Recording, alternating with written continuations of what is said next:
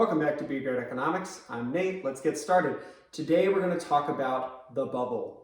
Now, what bubble are we going to talk about? Specifically, I'm going to talk to you about why the Nasdaq is the strongest bubble in the market today.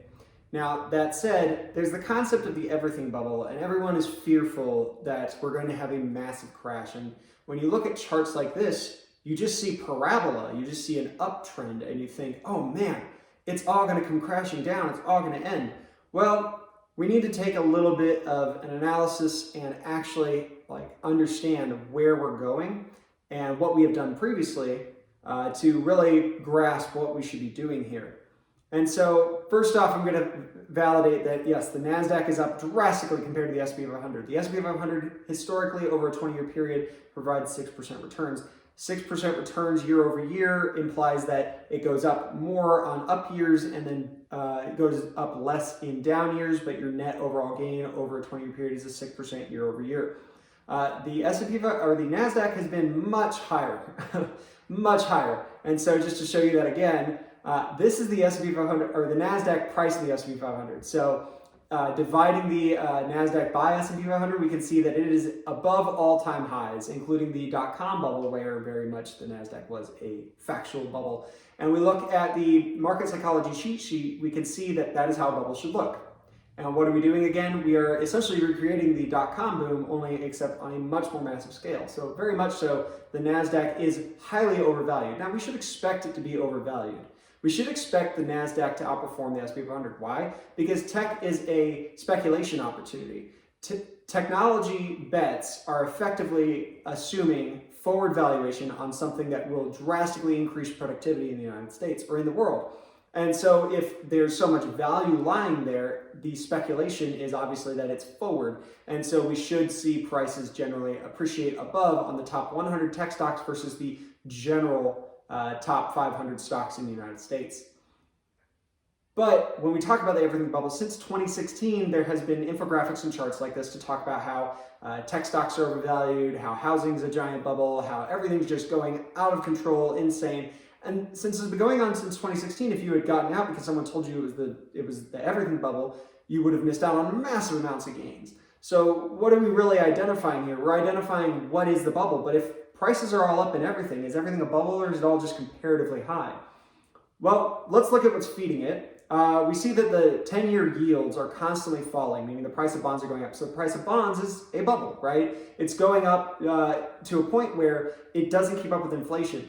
It's priced at a point where it doesn't keep up with any inflation that's existed in the past 12 years. So why are we seeing this? Well, there's a lot of reasons that people would seek yield in bonds, both for international and foreign investment, as well as retirement accounts, and the only place to access safety. So when you think everything's a really high bubble, you continue to invest in these bonds.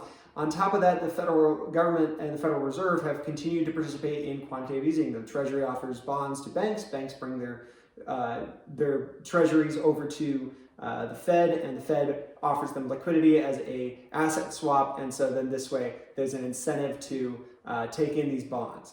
Now, this has continuously increased the price of bonds to a point where it really just doesn't make sense. And then when we look at the bond yield inversion, that is the long-term bonds divided by the short-term bonds, we see that there is an expectation there's going to be a recession coming up. When it inverts, when it hits down on this bottom line, what is expected is that there will be less returns in the future. Now that's kind of scary because it's like, hey, we're predicting a form of recession. Some people have said that 2020 itself was the recession, but there's a lot of reasons to say that's not necessarily the case. When we look at PE ratios, I'm going to use the S&P 500 because the Nasdaq is not a good indicator of that because technology stocks are growth stocks, and so they don't really have good earnings in the first place. You're more forward earnings, so they're going to be way high no matter what. But when we look historically, we've had this range for the PE ratio of the S&P 500, and when we have high inflation, we usually actually fall down into low PEs, where it's good to be buying these stocks. But when we see these peaks, they're actually at the bottoms or near the bottoms of depressions or crashes. Why? Because the revenue and earnings of these companies drops much more drastically than we're willing to speculate. So we're forward pricing an opportunity, so the PEs actually go higher into the crash. But in the past 20 years, we've seen something different. We've seen a trend change where now the PEs go extremely high and they into the crash, and then they come back down into a rate where they're still overvalued. again, part of that is because the bond yield has been at a point it's not been at in a very long time. And so there's just no yield to seek anywhere else. When we look at comparing the price of, say, let's call this tech, but priced in copper, why would I do that? Well, again, comparative valuations. Copper is very necessary for technology, so if I divide the Nasdaq by the price of copper, I get something a little different. I'm not above all-time highs because copper has continued to appreciate. Copper has been produced at a relatively consistent rate for need basis and is only increased when productivity drops, but then it resumes, and so therefore the production of copper has dropped off. So when we hit these moments in time, we find that there's something wrong in the economy when copper starts running, but at the same time, we can identify it as a pricer that the Nasdaq isn't necessarily done here. And as indicated in the original chart showing the Nasdaq 5 the S&P, we're not exactly in the blow off top yet. And we don't know if we're going to have one in the Nasdaq specifically or what's going to happen here. When we look at the money supply, we all know this one by now, it's just gone up parabolic. It's especially the past 2 years, but over the past 20 years, it's just continued to increase a rate trend. Now, an increase in the money supply doesn't necessarily indicate inflation itself. But when we look at a chart provided by Lynn Alden, both of these charts show you that the rate increase of the money supply, meaning the rate at which you're increasing the money supply increases, is a pretense to an increase in consumer prices. And so you can generally use M2 as a way to identify how our consumer price is going to be affected if I have a change in the rate of production of it.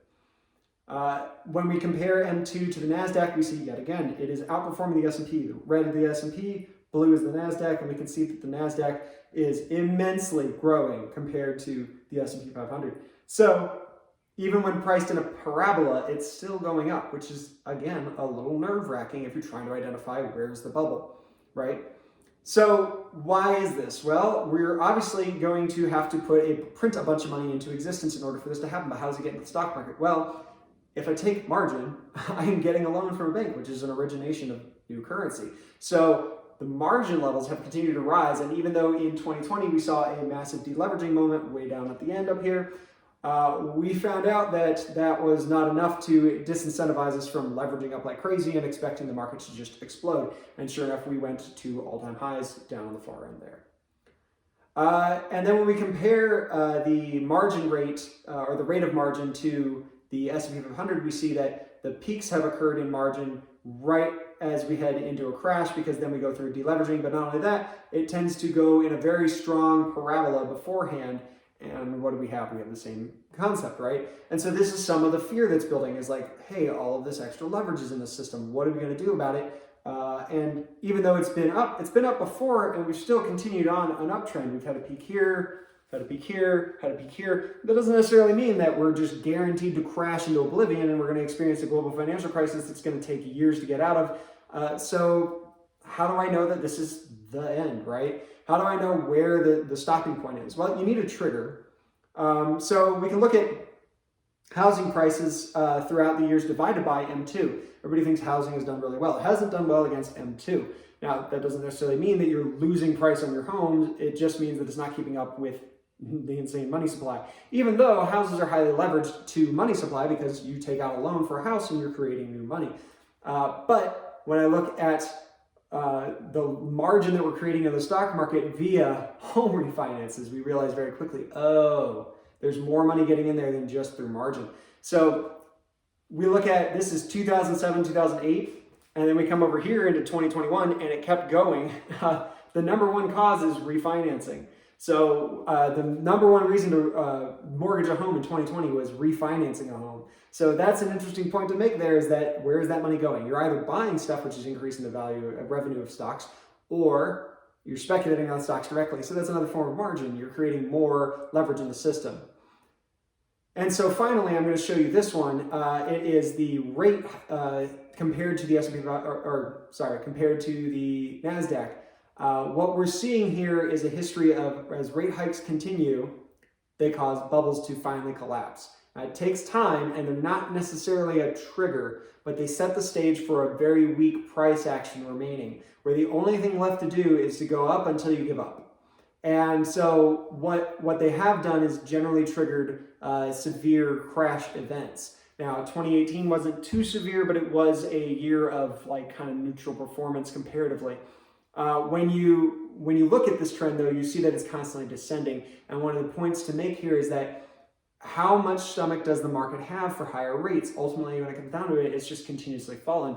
The market will not accept higher and higher rates. So if we do in fact see a rate increase in 2022 of 0.75% overall, we are going to see some very, very tumultuous prices in the stock market. And again, doesn't necessarily mean it won't recover, but the Nasdaq itself is painting a picture that it is very much a bubble. And so what do I do as a savvy investor? Well, first off, DCA into the S&P 500, right? Because worst case scenario, you miss out on the blow off top in the Nasdaq, but best case, and it crashes, right? But it doesn't crash as much as the Nasdaq. Look at what happened in the .com crash. You can then take the opportunity to recover afterwards and then switch from the S&P to the Nasdaq once the crash is over. That will protect you or insulate you from a certain amount of percentage of loss. Now, on top of that, you can hedge by taking out some long-term in-the-money puts. Why? So that this way your theta decay, the time decay of holding those puts, doesn't hurt you too bad. But if you have a smaller account, I might suggest just building a cash holding. That extra cash would allow you to be able to go in when the market dips down. So when you see more than a 20% crash, you go, okay, let me start adding cash in because then my returns down the road will be better. Just overall, if the Nasdaq has become a massive portion of your holdings over time, it's probably best to reassess and reevaluate where those sit. And based off this information, it tells you the Nasdaq is the biggest bubble in existence. Even if you're someone who wants to say that crypto is a massive portion to that bubble, that's still technology. It's still feeding the tech conversation. So I would say, again, the Nasdaq and technology are the biggest bubble here because we're over anticipating growth that has yet to actually come into reality.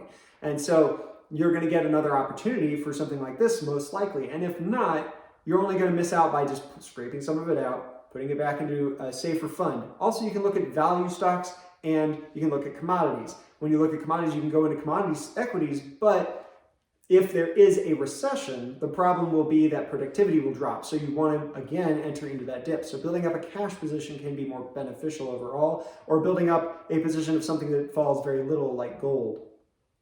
Now, if we look at the performance of precious metals in an inflationary-based environment, we see that we're on this trend, and I've been saying this on my channel for a while, that we are in this little phase here where the stock market is outperforming the precious metals, and we're going to get a correction.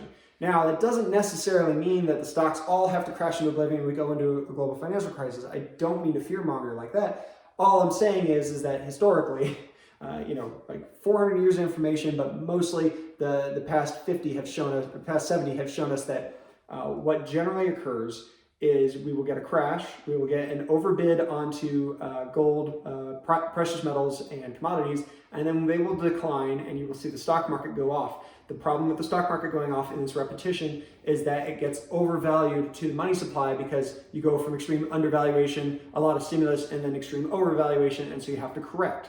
It'll go through this correction, precious metals will perform again, and you'll still be left with not really wanting to hold bonds. So until the market figures out how to price bonds based off of the inflation rate, it's going to continue to feed this kind of cycle over and over and over. Crash, stimulus, recorrection, crash, stimulus, recorrection.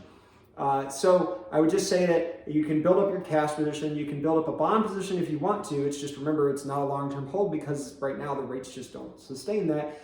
You can hedge and you can ultimately just continue to dollar cost average, rebalance a portfolio towards value rather than growth. So worst case scenario, again, it's opportunity cost. So it depends on your personal needs, but the fear mongering that we're going to have a global financial crisis 2.0, a Great Depression greater than the Great Depression, we don't know, right? We can't actually tell that that's going to occur because we have been over leveraged before and come back. And since historically we almost always come back from these, the only real concern is whether or not the currency itself collapses. And I just don't see the argument for that right now. But there is a very valid reason for wanting to hedge against currency inaccuracies or variations, as well as just hedging against your total position into growth assets and technology. So thanks for watching. I'll see you all.